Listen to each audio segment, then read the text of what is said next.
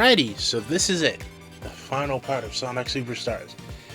This one should be quick just because I'm only going to use the, successful attempt from the me facing the final boss of Sonic Superstars. It's about an 8-minute attempt, so let's just get this out the way right now. This boss fight is long. Not the final bosses of the main story and Trip story long, but it's still long. And little things can indeed screw you over. So I would be really, really, really, really careful about that game or that boss fight in its entirety. So let me just see where. There it is. Okay. So I actually want to have this on in the background here. So here's what we're going to start off with. This boss has 2 phases, and there's around 3 attacks per phase. 4 attacks per phase. They share the same attacks. Both phases usually share the same attacks until the end of the second phase. So the general boss fight is just you floating around and collecting rings. So the first tip I have for this is just ignore his attacks, really. Just collect the rings. Focus on rings in their entirety. Because as long as you have rings, you will always have a chance to finish the fight. And as long as you do certain parts correctly, you'll always damage him on those parts. So just in general, just grab all the rings that you can. So his attacks usually include this thing I'm looking at on the screen right now, which is the spin dash attack, where basically he'll roll into a ball and then try to attack you. It can't do damage to you, it just pushes you around. And you look at where the purple hues on the screen are, and then you just avoid those areas. This next attack, though, is the one and only attack that can kill Supersonic. It's an instant kill. It's the black holes. What you need to do is ring dash out of them. I think what it takes is like 5 or 10 rings to ring dash, though. So the best thing to do is just not even bother with getting caught in them in the first place. Like, just avoid them at all costs, even if you can't hit the boss. Because again, there are multiple chances to do damage to him. That one's the easiest to do. But if you feel more comfortable just relying on the meteor attack, you can. It's just, eventually you're going to have to get good at it, because I believe the meteor attack either drops off entirely or becomes less frequent. I personally think that the black hole attack is actually the easiest point to hit him, because all you have to do is move forward and just not get caught by the black holes. This is part of the reason why collecting rings is so important. Not only does it let you stay alive, but it helps to have a bunch of rings so that you can use the ring dash when you get out of a black hole, instead of just being slow enough to not hit them in the first place, because you do have to hold forward to hit him. But again, that attack is the only thing that actually hurts Supersonic, the black hole attacks, and that's not like a lose rings, that's a you die. So realistically, rings are really only good for the ring dash and keeping yourself alive until you get to that point. So yeah, there's that. There's the crystal attack that I think was just before the part I just saw.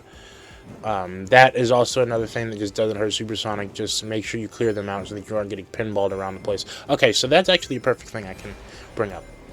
The crystal attack just started. I'm about 3 minutes 50 on this attempt. The crystal attack just came up. That's the thing I was talking about. You can ram into them and clear them out. But Knuckles was just on the screen for a little bit. And I do have a tip involving Sonic's friends. So I'm not sure about Amy or Trip, because I think they show up at the same time and give you ring boxes if you take too long. But for Tails and Knuckles, like Knuckles is on the screen at 4:17, 18. What I found out is that not only do they drop rings, but you can get, I think, another 5 if you make contact with them before they exit the screen, like before they stop dropping rings. You can do that. I know you can do that twice because I've done it twice, multiple times. But I don't know how many times you can do that. So just do it as many times as you can when they show up on screen. Pick up both the rings they're dropping and make physical contact with them so that you can get more rings. Those rings are important here. Really important. Like, way more important than any other boss fight. Supersonic boss fight, I would say, personally. Maybe Doomsday Zone comes close. But the rest of them, if you're fast enough, you can deal with what the boss is throwing at you. But this is just a time waster, so you need rings. Just focus on rings. So on the screen, we're in phase 2 right now.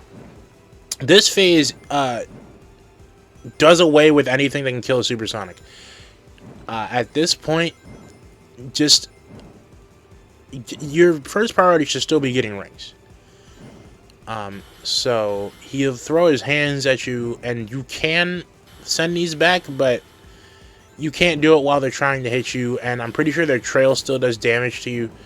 So my best bet, like the best bet, at least to me, is to just avoid them.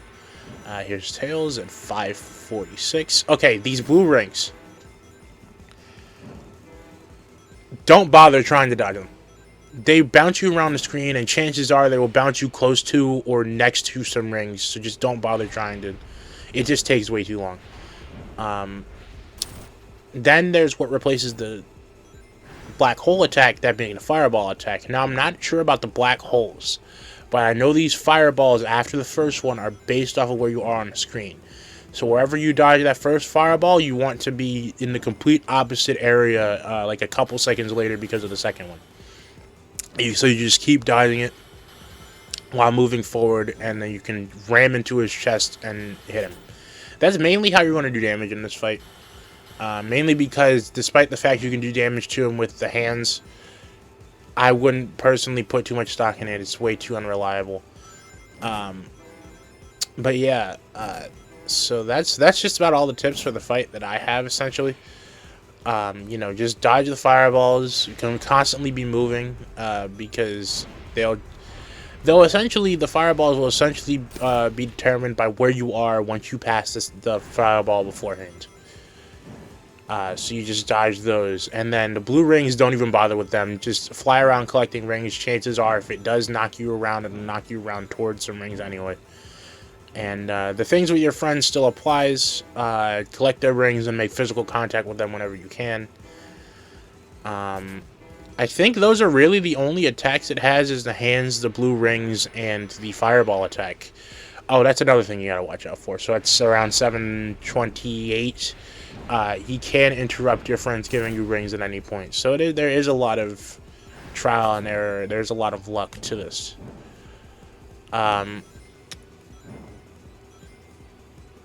Yeah, toward the end of the fight, you'll have to align the homing reticle onto these meteors that he's shooting at you. You gotta do it 5 times. I don't exactly have a tip for this. I guess it would normally be do it a little earlier than you think you would do it. Like, hit the jump button earlier than you think you would. But honestly, it kind of just clicked for me in the fight, and then I just got it off flawlessly. And then the laser is like the easiest attack to deal with. You just wander around it, and then you do the same thing you do with the meteors on the dragon after it does the laser, and you've beaten the fight. Now, Supersonic flies through Bro's chest, destroys something on its chest, and then Trip, as you can see in this cutscene, Trip takes the egg that he was in and drags him back into it. Now, I like this cutscene a lot. It's nicely animated. It looks pretty. How sure are we that he's not going to come back out of that, though?